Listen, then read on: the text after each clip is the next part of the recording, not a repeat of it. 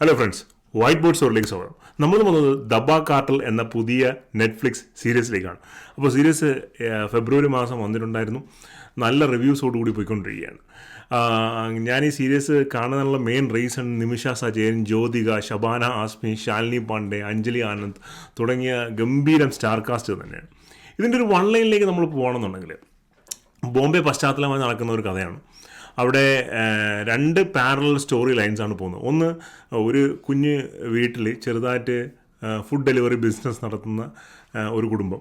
ആ കുടുംബം നടത്തുന്നത് ശാലിനി പാണ്ഡെയുടെ കഥാപാത്രമാണ്. ആ വീട്ടിൽ തന്നെയുള്ള അമ്മായിയമ്മ റോളിൽ വരുന്നതാണ് ശബാന ആസ്മി. അദ്ദേഹം സംസാരിക്കത്തൊന്നുമില്ല, വളരെ മൃദുവായി സംസാരിക്കുന്ന, അല്ലെങ്കിൽ നോട്ടങ്ങൾ കൊണ്ട് മാത്രം സംസാരിക്കുന്ന ഒരു വ്യക്തിത്വമാണ് ശബാന ആസ്മി.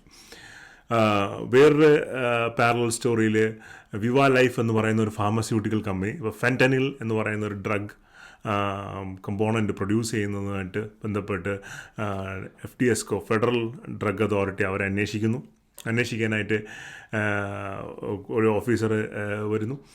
ആ ഫിവാ ലൈഫുമായി ബന്ധപ്പെട്ടാണ് ഒരു സ്റ്റോറി ലൈൻ പോകുന്നത്. ഇങ്ങനെ രണ്ട് സ്റ്റോറി ലൈൻ പോവുകയാണ്. ഇതിന് ഇത് കണക്ട് ചെയ്യുന്ന രീതിയിൽ പല കഥാപാത്രങ്ങളും വരുന്നുണ്ട്. ഇതിൽ ഈ സീരീസ് എൻറ്റയർലി ഒരു ഫീമെയിൽ ഓറിയൻറ്റഡ് സീരീസാണ്. കാര്യം ഇതിൻ്റെ ലീഡ് ക്യാരക്ടേഴ്സ് എല്ലാം പ്ലേ ചെയ്തിരിക്കുന്നത് ഫീമെയിലാണ്. ജ്യോതിക, നമ്മുടെ നിമിഷ സജയൻ, ശബാന ആസ്മി, അഞ്ജലി ആനന്ദ്, ശാലിനി പാണ്ഡെ, ഇവരൊക്കെ തന്നെയാണ് ഇതിൻ്റെ മെയിൻ കാസ്റ്റ് വരുന്നത്.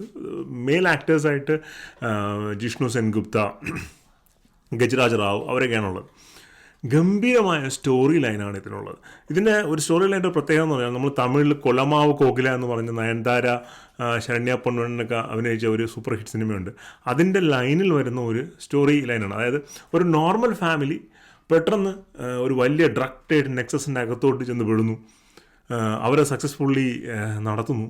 പിന്നീട് അവർക്ക് എന്ത് സംഭവിക്കുന്നു? കാരണം എല്ലാ കാര്യങ്ങളും തുടങ്ങുമ്പോൾ ഭയങ്കര സ്മൂത്ത് ആയിരിക്കില്ല, അത് കഴിയുമ്പോഴാണ് ഇത് പ്രശ്നമായി മാറുന്നത്. അങ്ങനെ പ്രശ്നം വരുമ്പോൾ ഓരോ പ്രശ്നം അവരെങ്ങനെയാണ് ഓവർകം ചെയ്യുന്നത് എന്നൊക്കെ ഉള്ളതാണ് ഈ സീരീസിൻ്റെ ഒരു ഇൻട്രസ്റ്റിംഗ് പാർട്ട്. നമുക്ക് ബിഞ്ച് വാച്ച് ചെയ്ത് കാണാൻ പറ്റുന്ന രീതിയിലാണ് സീരീസ് ഒരുക്കിയിരിക്കുന്നത്. ഓരോ എപ്പിസോഡ് കഴിയുമ്പോഴും നല്ലൊരു ക്ലിഫ് ഹാങ്ങർ ഉണ്ട്, അതായത് അത് നിർത്തുന്ന സ്ഥലം. പിന്നെ അത് കഴിഞ്ഞ് അടുത്ത എപ്പിസോഡിലോട്ട് പോകുമ്പോഴത്തേക്കും അതിൻ്റെ ഒരു ടെമ്പോ ബിൽഡ് ചെയ്യുന്നതെല്ലാം തന്നെ.